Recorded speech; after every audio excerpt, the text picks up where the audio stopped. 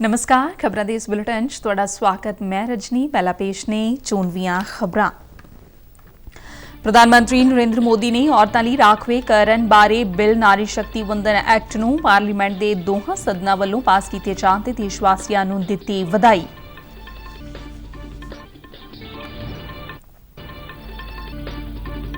ਰਾਜ ਸਭਾ ਵੱਲੋਂ ਰਾਖਵਾਂਕਰਨ ਬਿੱਲ 215 ਵੋਟਾਂ ਨਾਲ ਪਾਸ। ਪਾਰਲੀਮੈਂਟ ਦੇ ਦੋਹਾਂ ਸਦਨਾਂ ਦੀ ਕਾਰਵਾਈ ਅਣਮਿੱਥੇ ਸਮੇਂ ਲਈ ਮੁਲਤਵੀ।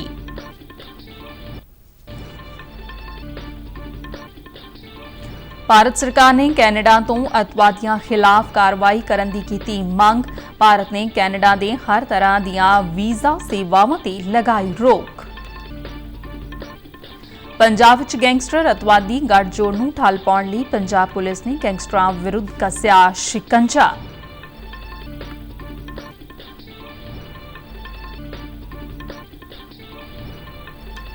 ਏਸ਼ੀਆਈ ਖੇਡਾਂ ਵਿੱਚ ਭਾਰਤ ਦੀ ਪੁਰਸ਼ ਫੁੱਟਬਾਲ ਟੀਮ ਨੇ ਬੰਗਲਾਦੇਸ਼ ਨੂੰ 1-0 ਨਾਲ ਹਰਾ ਕੇ ਜਿੱਤ ਕੀਤੀ ਦਰਜ। ਹੁਣ ਖਬਰਾਂ ਵਿਸਥਾਰ ਨਾਲ। ਪ੍ਰਧਾਨ ਮੰਤਰੀ ਨਰਿੰਦਰ ਮੋਦੀ ਨੇ ਔਰਤਾਂ ਲਈ ਰਾਖਵੇਂਕਰਨ ਬਾਰੇ ਬਿੱਲ ਨੂੰ ਪਾਰਲੀਮੈਂਟ ਦੇ ਦੋਹਾਂ ਸਦਨਾਂ ਵੱਲੋਂ ਪਾਸ ਕੀਤੇ ਜਾਣ ਤੇ 140 ਕਰੋੜ ਦੇਸ਼ ਵਾਸੀਆਂ ਨੂੰ ਵਧਾਈ ਦਿੰਦਿਆਂ ਇਸ ਨੂੰ ਦੇਸ਼ ਦੀ ਲੋਕਤੰਤਰ ਯਾਤਰਾ ਦਾ ਇੱਕ ਇਤਿਹਾਸਿਕ ਪਲ ਦੱਸਿਆ ਹੈ। ਉਨ੍ਹਾਂ ਨੇ ਨਾਰੀ ਸ਼ਕਤੀ ਵੰਦਨ ਐਕਟ ਨਾਲ ਜੁੜੇ ਬਿੱਲ ਨੂੰ ਵੋਟ ਦੇਣ ਲਈ ਰਾਜ ਸਭਾ ਦੇ ਸਾਰੇ ਸਾਂਸਦਾਂ ਦਾ ਦਿਲ ਤੋਂ ਧੰਨਵਾਦ ਕੀਤਾ ਹੈ। ਸਰਬਸੰਮਤੀ ਨਾਲ ਇਸ ਬਿੱਲ ਦਾ ਪਾਸ ਹੋਣਾ ਬਹੁਤ ਉਤਸ਼ਾਹ ਭਰਿਆ ਹੈ। ਉਨ੍ਹਾਂ ਕਿਹਾ ਕਿ ਇਸ ਬਿੱਲ ਦੇ ਪਾਸ ਹੋਣ ਨਾਲ ਜਿੱਥੇ ਨਾਰੀ ਸ਼ਕਤੀ ਦੀ ਪ੍ਰਤੀਨਿਧਤਾ ਹੋਰ ਮਜ਼ਬੂਤ ਹੋਵੇਗੀ ਉੱਥੇ ਉਨ੍ਹਾਂ ਦੇ ਸਸ਼ਕਤੀਕਰਨ ਲਈ ਨਵੇਂ ਯੁੱਗ ਦੀ ਸ਼ੁਰੂਆਤ ਹੋਵੇਗੀ। ਪ੍ਰਧਾਨ ਮੰਤਰੀ ਨੇ ਕਿਹਾ ਕਿ ਇਹ ਸਿਰਫ ਕਾਨੂੰਨ ਹੀ ਨਹੀਂ ਹੈ ਬਲਕਿ ਇਸ ਦੇ ਜ਼ਰੀਏ ਰਾਸ਼ਟਰ ਨਿਰਮਾਣ ਵਿੱਚ ਬੇਸ਼ਕੀਮਤੀ ਭਾਗੀਦਾਰੀ ਨਿਭਾਉਣ ਵਾਲੀਆਂ ਦੇਸ਼ ਦੀਆਂ ਮਾਤਾਵਾਂ, ਭੈਣਾਂ ਤੇ ਧੀਆਂ ਨੂੰ ਉਹਨਾਂ ਦਾ ਅਧਿਕਾਰ ਮਿਲਿਆ ਹੈ। ਉਨ੍ਹਾਂ ਕਿਹਾ ਕਿ ਇਸ ਇਤਿਹਾਸਿਕ ਕਦਮ ਨਾਲ ਜਿੱਥੇ ਕਰੋੜਾਂ ਮਹਿਲਾਵਾਂ ਦੀ ਆਵਾਜ਼ ਹੋਰ ਬੁਲੰਦ ਹੋਵੇਗੀ ਉੱਥੇ ਹੀ ਉਨ੍ਹਾਂ ਦੀ ਸ਼ਕਤੀ, ਸਾਹਸ ਤੇ ਸਮਰੱਥਾ ਨੂੰ ਇੱਕ ਨਵੀਂ ਪਛਾਣ ਮਿਲੇਗੀ। ਰਾਜ ਸਭਾ ਨੇ ਕੱਲ ਦੇਰ ਰਾਤ ਤੱਕ ਚਰਚਾ ਤੋਂ ਬਾਅਦ ਇਤਿਹਾਸਿਕ ਨਾਰੀ ਸ਼ਕਤੀ ਵੰਦਨ ਐਕਟ ਨੂੰ 215 ਵੋਟਾਂ ਨਾਲ ਪਾਸ ਕਰ ਦਿੱਤਾ ਹੈ। ਇਸ ਦੇ ਨਾਲ ਹੀ ਪਾਰਲੀਮੈਂਟ ਦੇ ਦੋਵਾਂ ਸਦਨਾਂ ਦੀ ਬੈਠਕ ਅਣਮਿੱਥੇ ਸਮੇਂ ਲਈ ਮੁਲਤਵੀ ਕਰ ਦਿੱਤੀ ਗਈ। 128ਵੇਂ ਸੰਵਿਧਾਨਕ ਸੋਧ ਬਿੱਲ ਨੂੰ ਸੰਸਦ ਦੇ ਦੋਨਾਂ ਸਦਨ ਪਾਸ ਕਰ ਚੁੱਕੇ ਤੇ ਹੁਣ ਇਹ ਬਿੱਲ ਲੋਕ ਸਭਾ ਤੇ ਰਾਜ ਸਭਾ ਵਿੱਚ ਔਰਤਾਂ ਲਈ 33% ਸੀਟਾਂ ਤੇ ਰਾਖਵੇਂਕਰਨ ਲਈ ਨਵਾਂ ਰਸਤਾ ਖੋਲ੍ਹੇਗਾ। ਰਾਸ਼ਟਰਪਤੀ ਦੇ ਦਸਤਖਤ ਤੋਂ ਬਾਅਦ ਇਹ ਬਿੱਲ ਕਾਨੂੰਨ ਬਣ ਜਾਵੇਗਾ।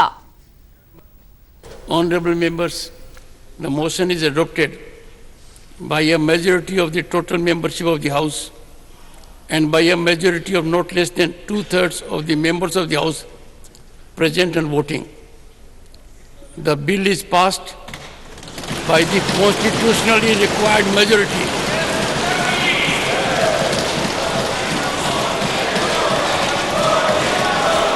ਇਸ ਤੋਂ ਪਹਿਲਾਂ ਕੱਲ ਇਸ ਬਿੱਲ ਨੂੰ ਚਰਚਾ ਲਈ ਰਾਜ ਸਭਾ ਵਿੱਚ ਪੇਸ਼ ਕੀਤਾ ਗਿਆ ਸੀ। ਚਰਚਾ ਵਿੱਚ ਹਿੱਸਾ ਲੈਂਦਿਆਂ ਭਾਰਤੀ ਜਨਤਾ ਪਾਰਟੀ ਦੇ ਸਾਂਸਦ ਜਗਤ ਪ੍ਰਕਾਸ਼ ਨੱਡਾ ਨੇ ਕਿਹਾ ਕਿ ਇਹ ਮਹਿਲਾ ਰਾਖਵਾਂਕਰਨ ਬਿੱਲ ਨਾਰੀ ਸ਼ਕਤੀ ਨੂੰ ਹੋਰ ਵਧੇਰੇ ਮਜ਼ਬੂਤੀ ਪ੍ਰਦਾਨ ਕਰਦਾ ਹੈ। ਰਾਜ ਸਭਾ ਵਿੱਚ ਬਿੱਲ ਨੂੰ ਪੇਸ਼ ਕਰਦਿਆਂ ਕਾਨੂੰਨ ਤੇ ਨਿਆਂ ਮੰਤਰੀ ਅਰਜੁਨ ਰਾਮ ਮੇਘਵਾਲ ਨੇ ਕਿਹਾ ਕਿ ਇਹ ਰਾਖਵਾਂਕਰਨ ਹੋਰੀਜ਼ੈਂਟਲ ਵੀ ਹੈ ਤੇ ਵਰਟੀਕਲ ਵੀ। ਉਨ੍ਹਾਂ ਕਿਹਾ ਕਿ ਇਸ ਨੂੰ ਲਾਗੂ ਕਰਨ ਲਈ ਜਨਗਣਨਾ ਤੇ ਹੱਦਬੰਦੀ ਕੀਤੀ ਜਾਣੀ ਜ਼ਰੂਰੀ ਹੈ। ਜ਼ਿਕਰਯੋਗ ਹੈ ਕਿ ਲੋਕ ਸਭਾ ਵਿੱਚ ਰਾਖਵੇਂਕਰਨ ਬਾਰੇ ਬਿੱਲ ਨੂੰ ਪਾਸ ਕਰਨ ਲਈ 454 ਸੰਸਦ ਮੈਂਬਰਾਂ ਨੇ ਬਿੱਲ ਦੇ ਹੱਕ ਵਿੱਚ ਵੋਟ ਪਾਈ ਜਦਕਿ 2 ਸੰਸਦ ਮੈਂਬਰਾਂ ਨੇ ਬਿੱਲ ਦੇ ਵਿਰੋਧ ਵਿੱਚ ਵੋਟ ਪਾਈ ਸੀ।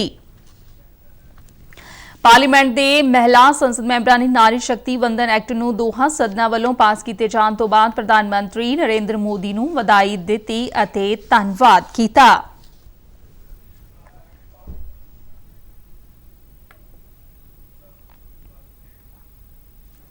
ਔਰਤਾਂ ਲਈ ਰਾਖਵੇਂਕਰਨ ਬਾਰੇ ਬਿੱਲ ਨਾਰੀ ਸ਼ਕਤੀ ਵੰਦਨ ਐਕਟ ਦੇ ਪਾਰਲੀਮੈਂਟ ਵਿੱਚ ਪਾਸ ਹੋਣ ਤੇ ਭਾਰਤੀ ਜਨਤਾ ਪਾਰਟੀ ਦੇ ਕੌਮੀ ਜਨਰਲ ਸਕੱਤਰ ਤਰੁਣ ਚੁਗ ਨੇ ਇਤਿਹਾਸਿਕ ਕਰਾਰ ਦਿੱਤਾ ਹੈ। ਉਨ੍ਹਾਂ ਕਿਹਾ ਕਿ ਮੋਦੀ ਸਰਕਾਰ ਨੇ ਆਪਣੇ ਕਾਰਜਕਾਲ ਦੌਰਾਨ ਔਰਤਾਂ ਲਈ ਕਈ ਕਦਮ ਚੁੱਕੇ ਨੇ। 9 वर्षों में देश की 4 करोड़ बेटियों को लखपति दीदी बनाकर उनको रहने के लिए मकान दिया। 9 करोड़ से ज्यादा बहनों के सम्मान हेतु उनके घर में शौचालय बनाए। लगभग 10 करोड़ बहनों की आंखों की सुरक्षा के लिए उनको रसोई गैस दिया। देश के अंदर महिला कमीशन्ड हो, देश की महिलाओं के लिए, उसमें मुस्लिम हो, हिंदू हो, सिख हो, जैन हो, पारसी हो, कोई भी बहन हो, ਉੱਥੇ ਹੀ ਅੱਜ ਲੋਕ ਸਭਾ ਵਿੱਚ ਰੱਖਿਆ ਮੰਤਰੀ ਰਾਜਨਾਥ ਸਿੰਘ ਨੇ ਚੰਦਰਯਾਨ 3 ਦੀ ਸਫਲਤਾ ਬਾਰੇ ਕਿਹਾ ਕਿ ਇਹ ਯਕੀਨਨ ਤੌਰ ਤੇ ਇੱਕ ਵੱਡੀ ਪ੍ਰਾਪਤੀ ਹੈ ਕਿਉਂਕਿ ਦੁਨੀਆ ਦੇ ਵਧੇਰੇ ਵਿਕਸਿਤ ਦੇਸ਼ ਜਿਨ੍ਹਾਂ ਕੋਲ ਕਿਤੇ ਵੱਧ ਸਹੂਲਤਾਂ ਉਪਲਬਧ ਨੇ ਉਹ ਅਜੇ ਵੀ ਚੰਦ ਤੇ ਪਹੁੰਚਣ ਲਈ ਯਤਨ ਕਰ ਰਹੇ ਨੇ। ਚਰਚਾ ਵਿੱਚ ਹਿੱਸਾ ਲੈਂਦਿਆਂ ਕਾਂਗਰਸ ਸਾਂਸਦ ਸ਼ਸ਼ੀ ਥਰੂਰ ਨੇ ਕਿਹਾ ਕਿ ਚੰਦਰਮਾ ਦੀ ਸਤ੍ਹਾ ਤੇ ਚੰਦਰਯਾਨ 3 ਵੱਲੋਂ ਸਫਲਤਾਪੂਰਵਕ ਉਤਾਰ ਕੇ ਭਾਰਤ ਤੇ ਇਤਿਹਾਸ ਰਚ ਦਿੱਤਾ ਹੈ ਤੇ ਇਹ ਉਪਲਬਧੀ ਹਾਸਲ ਕਰਨ ਵਾਲਾ ਵਿਸ਼ਵ ਦਾ ਚੌਥਾ ਮੁਲਕ ਬਣ ਗਿਆ ਹੈ। ਡੀਐਮਕੇ ਪਾਰਟੀ ਦੇ ਇਹ ਰਾਜਾ ਨੇ ਚੰਦਰਯਾਨ ਮਿਸ਼ਨ ਦੀ ਟੀਮ ਨੂੰ ਵਧਾਈ ਦਿੱਤੀ। ਤ੍ਰਿਣਮੂਲ ਕਾਂਗਰਸ, ਰਾਸ਼ਟਰਵਾਦੀ ਕਾਂਗਰਸ ਪਾਰਟੀ, ਸਮਾਜਵਾਦੀ ਪਾਰਟੀ ਨੇ ਵੀ ਚਰਚਾ ਵਿੱਚ ਹਿੱਸਾ ਲਿਆ। ਇਸ ਤੋਂ ਇਲਾਵਾ ਵਾਈਐਸਆਰ ਕਾਂਗਰਸ, ਸ਼ਿਵ ਸੈਨਾ, ਜਨਤਾ ਦਲ ਯੂਨਾਈਟਿਡ, ਬੀਜੂ ਜਨਤਾ ਦਲ, ਭਾਰਤ ਰਾਸ਼ਟਰ ਸੰਮਤੀ, ਬਹੁਜਨ ਸਮਾਜਵਾਦੀ ਪਾਰਟੀ ਤੇ ਹੋਰ ਮੈਂਬਰਾਂ ਨੇ ਵੀ ਆਪਣੇ ਵਿਚਾਰ ਰੱਖੇ। ਵਿਦੇਸ਼ ਮੰਤਰਾਲਾ ਦੀ ਬੁਲਾਰੀ ਅਰਿੰਦਮ ਬਾਗਚੀ ਨੇ ਕਿਹਾ ਕਿ ਪਿਛਲੇ ਕੁਝ ਮਹੀਨਿਆਂ ਤੋਂ ਕੈਨੇਡਾ ਦੀ ਧਰਤੀ ਭਾਰਤੀ ਵਿਰੋਧੀ ਗਤੀਵਿਧੀਆਂ ਦਾ ਕੇਂਦਰ ਬਣੀ ਹੋਈ ਹੈ। ਭਾਰਤ ਵੱਲੋਂ ਬਾਰ-ਬਾਰ ਇਸ ਵੱਲ ਧਿਆਨ ਦਿਵਾਉਣ ਦੇ ਬਾਵਜੂਦ ਵੀ ਕੈਨੇਡਾ ਇਸ ਤਰ੍ਹਾਂ ਦੇ ਅੰਸਰਾਂ ਨੂੰ ਕਾਬੂ ਕਰਨ ਵਿੱਚ ਨਾਕਾਮ ਰਿਹਾ ਹੈ। No specific information has been shared by Canada on this case, either then or before or after. We have, as we have said, or I think we've been made very clear, we are willing to look at any specific information. We have conveyed this to the Canadian side, made it clear to them that we are willing to look at any specific information that is provided to us.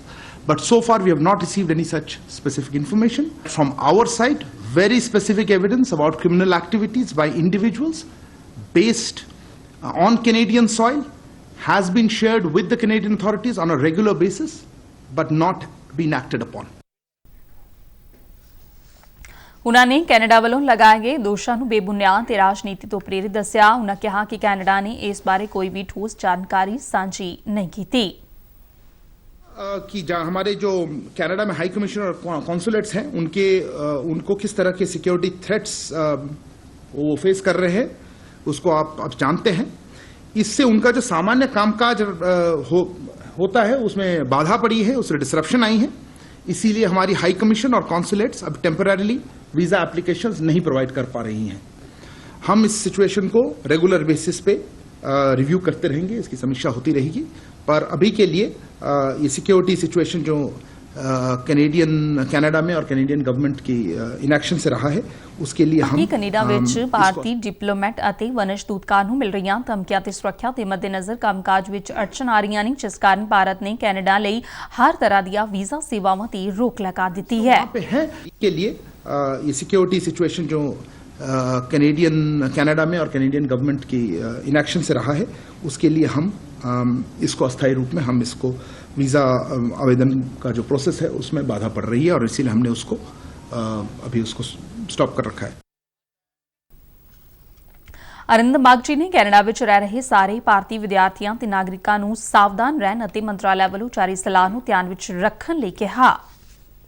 जो वहाँ पे है हमने जैसे कहा advisory हमने issue किया है, हमारे हाई कमीशन हमारे कॉन्सुलेट्स वहाँ चल रहे हैं, वो काम हो रही है, उनमें कोई दिक्कत हो उनसे कांटेक्ट करें। पर हमने एडवाइजरी में कहा है कि एहतियात बरतें, देखें क्या हो रहा है। ऐसे स्पेसिफिक कोई हमारे पास और एडिशनल इनपुट्स अभी नहीं है। स्टूडेंट जो है उनको वीजा हमारे वीजा पॉलिसी से कोई उनको फर्क नहीं पड़ना चाहिए, वो इंडियन सिटीजन है। और कनाडा क्या करेगी ये कैनेडियन अथॉरिटी से आपको पूछना पड़ेगा। ਪੰਜਾਬ ਵਿੱਚ ਗੈਂਗਸਟਰ ਅਤਵਾਦੀ ਗੱਠਜੋੜ ਨੂੰ ਠੱਲ ਪਾਉਣ ਦੀ ਮੱਦੇਨਜ਼ਰ ਚਲਾਈ ਜਾ ਰਹੀ ਮੁਹਿੰਮ ਤਹਿਤ ਪੰਜਾਬ ਪੁਲਿਸ ਨੇ ਬੀਤੇ ਦਿਨ ਵੱਖ-ਵੱਖ ਗੈਂਗਸਟਰਾਂ ਵਿਰੁੱਧ ਸ਼ਿਕੰਜਾ ਕੱਸਦਿਆਂ ਸੂਬਾ ਪੱਧਰ ਤੇ ਉਨ੍ਹਾਂ ਦੇ ਸਾਥੀਆਂ ਦੇ 1159 ਤੋਂ ਵੱਧ ਸ਼ੱਕੀ ਟਿਕਾਣਿਆਂ ਤੇ ਲੁਕਣਗਾਹਾਂ ਤੇ ਛਾਪੇਮਾਰੀ ਕੀਤੀ, ਜਿਸ ਦੌਰਾਨ ਸੂਬੇ ਦੇ 28 ਪੁਲਿਸ ਜ਼ਿਲ੍ਹਿਆਂ ਵਿੱਚ ਵੱਖ-ਵੱਖ ਗੈਂਗਸਟਰਾਂ ਨਾਲ ਜੁੜੇ ਸਾਥੀਆਂ, ਰਿਸ਼ਤੇਦਾਰਾਂ ਅਤੇ ਦੋਸਤਾਂ ਦੀ ਰਿਹਾਇਸ਼ੀ ਤੇ ਹੋਰ ਟਿਕਾਣਿਆਂ ਦੀ ਬਰੀਕੀ ਨਾਲ ਤਲਾਸ਼ੀ ਲਈ ਗਈ। ਵਿਸ਼ੇਸ਼ DGP law and order Arpit Shukla ਨੇ ਦੱਸਿਆ ਹੈ ਕਿ ਪੁਲਿਸ ਟੀਮਾਂ ਨੇ ਇਸ ਕਾਰਵਾਈ ਦੌਰਾਨ ਇੱਕ ਵਿਅਕਤੀ ਨੂੰ 120 ਗ੍ਰਾਮ ਹੈਰੋਇਨ, 32 ਬੋਰ ਪਿਸਤੌਲ ਅਤੇ 5 ਜ਼ਿੰਦਾ ਕਾਰਤੂਸਾਂ ਸਮੇਤ ਗ੍ਰਿਫਤਾਰ ਕੀਤਾ। ਉਨ੍ਹਾਂ ਦੱਸਿਆ ਕਿ ਪੁੱਛਗਿੱਛ ਲਈ 30 ਵਿਅਕਤੀਆਂ ਨੂੰ ਹਿਰਾਸਤ ਵਿੱਚ ਲਿਆ ਗਿਆ ਹੈ ਅਤੇ ਉਨ੍ਹਾਂ ਦੇ ਕਬਜ਼ੇ 'ਚੋਂ ਇਤਰਾਜ਼ਯੋਗ ਸਮੱਗਰੀ ਵੀ ਬਰਾਮਦ ਕੀਤੀ ਗਈ ਹੈ। ਕੇਂਦਰ ਸਰਕਾਰ ਨੇ ਵਪਾਰੀਆਂ, ਥੋਕ ਤੇ ਪਰਚੂਨ ਵੇਚਣ ਵਾਲਿਆਂ ਅਤੇ ਖੰਡ ਉਤਪਾਦਕਾਂ ਨੂੰ ਹਰ ਸੋਮਵਾਰੀ sugar.nic.in ਪੋਰਟਲ ਤੇ ਖੰਡ ਦੇ ਭੰਡਾਰ ਦੀ ਰਿਪੋਰਟ ਕਰਨ ਲਈ ਕਿਹਾ ਹੈ। ਸਰਕਾਰ ਨੇ ਇਹ ਕਦਮ ਖੰਡ ਬਾਜ਼ਾਰ ਵਿੱਚ ਜਮਾਖੋਰੀ ਨੂੰ ਰੋਕਣ ਅਤੇ ਬੇਬੁਨਿਆਦ ਅਟਕਲਾਂ ਨੂੰ ਰੋਕਣ ਲਈ ਚੁੱਕਿਆ ਹੈ। ਖਪਤਕਾਰ ਮਾਮਲੇ, ਖੁਰਾਕ ਅਤੇ ਜਨਤਕ ਵੰਡ ਮੰਤਰਾਲਾ ਨੇ ਕਿਹਾ ਕਿ ਬਾਜ਼ਾਰ ਵਿੱਚ ਸੰਤੁਲਨ ਬਣਾਈ ਰੱਖਣ ਲਈ ਕੇਂਦਰ ਸਰਕਾਰ ਨੇ ਖੰਡ ਦੇ ਸਟਾਕ ਬਾਰੇ ਹਫ਼ਤਾਵਾਰੀ ਜਾਣਕਾਰੀ ਦੇਣਾ ਲਾਜ਼ਮੀ ਕਰ ਦਿੱਤਾ ਹੈ। ਇਸ ਦਾ ਉਦੇਸ਼ ਸਾਰੇ ਖਪਤਕਾਰਾਂ ਨੂੰ ਸਸਤੇ ਭਾਅ ਤੇ ਖੰਡ ਉਪਲਬਧ ਕਰਵਾਉਣਾ ਹੈ। ਸਰਕਾਰ ਖੰਡ ਮਿੱਲਾਂ ਤੇ ਵਪਾਰੀਆਂ ਤੋਂ ਉਚਿਤ ਕਾਨੂੰਨਾਂ ਅਤੇ ਮਹੀਨਾਵਾਰ ਘਰੇਲੂ ਕੋਟਾ ਨਿਯਮਾਂ ਦੀ ਪਾਲਣਾ ਕਰਨ ਵਿੱਚ ਸਹਿਯੋਗ ਦੀ ਮੰਗ ਕਰ ਰਹੀ ਹੈ। ਮੰਤਰਾਲਾ ਨੇ ਕਿਹਾ ਕਿ ਕਾਨੂੰਨ ਦੀ ਉਲੰਘਣਾ ਕਰਨ ਵਾਲੀਆਂ ਮਿੱਲਾਂ ਵਿਰੁੱਧ ਸਖਤ ਕਾਰਵਾਈ ਕੀਤੀ ਜਾਵੇਗੀ। ਮੰਤਰਾਲਾ ਨੇ ਕਿਹਾ ਕਿ ਇਹ ਘਰੇਲੂ ਖਪਤ ਲਈ ਦੇਸ਼ ਵਿੱਚ ਖੰਡ ਦਾ ਕਾਫੀ ਭੰਡਾਰ ਹੈ ਤੇ ਤਿਉਹਾਰਾਂ ਲਈ ਕੋਈ ਕਮੀ ਨਹੀਂ ਹੈ। ਏਸ਼ੀਆਈ ਖੇਡਾਂ ਵਿੱਚ ਭਾਰਤ ਦੀ ਪੁਰਸ਼ ਫੁੱਟਬਾਲ ਟੀਮ ਨੇ ਚੀਨ ਦੇ ਹਾਂਗਝੋਊ ਜਿਆਓ ਸ਼ਾਨ ਸਪੋਰਟਸ ਸੈਂਟਰ ਵਿੱਚ ਬੰਗਲਾਦੇਸ਼ ਨੂੰ 1-0 ਨਾਲ ਹਰਾ ਕੇ ਆਪਣੀ ਪਹਿਲੀ ਜਿੱਤ ਦਰਜ ਕੀਤੀ ਹੈ। ਭਾਰਤ ਲਈ ਇੱਕਮਾਤਰ ਗੋਲ ਸੁਨੀਲ ਛੇਤਰੀ ਨੇ ਖੇਡ ਦੇ 85ਵੇਂ ਮਿੰਟ ਵਿੱਚ ਕੀਤਾ। ਇਸ ਜਿੱਤ ਨੇ ਭਾਰਤ ਨੂੰ ਨॉक ਆਊਟ ਦੀ ਦੌੜ ਵਿੱਚ ਬਰਕਰਾਰ ਰੱਖਿਆ ਹੈ। उधर महिला फुटबॉल विच चीनी ताइपे ने भारत नूं 2-1 नाल हराया। महिला क्रिकेट टीम सैमीफाइनल विच पहुंच गई है। भारतीय टीम क्वार्टर फाइनल विच मलेशिया नाल मैच मींह कारण रद्द होण मगरों सिखर ते रही ते सैमीफाइनल विच पहुंच गई है। खबरां दे बुलेटिन साडे दर्शक RNU DDK जलंधर दे YouTube चैनल, फेसबुक पेज ते ट्विटर हैंडल ते भी देख सकते ने। बुलेटिन के अखीर में चोनविया खबर एक बार फिर तो प्रधानमंत्री नरेंद्र मोदी ने औरतां लई राखवीकरण बारे बिल नारी शक्ति वंदन एक्ट नूं पार्लीमेंट के दोहां सदनां वल्लों पास कीते जाण ते देशवासियां नूं दित्ती वधाई।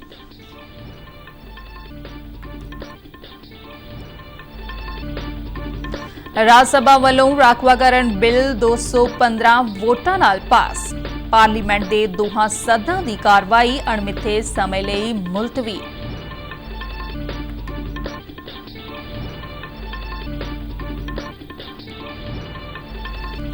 भारत सरकार ने कैनेडा तो अतवादियों खिलाफ कार्रवाई करन दी कीती मंग। भारत ने कैनेडा दे हर तरह दियां वीज़ा सेवावां ते लगाई रोक। पंजाब विच गैंगस्टर अतवादी गठजोड़ नूं ठल पाउण लई पंजाब पुलिस ने गैंगस्टरां विरुद्ध कसिया शिकंजा।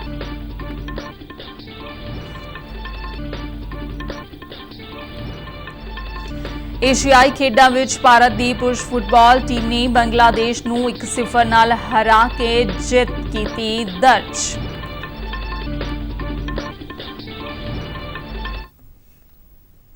इस दे नाल ही खबरां दा बुलेटिन खत्म होया। दिओ आग्या, नमस्कार।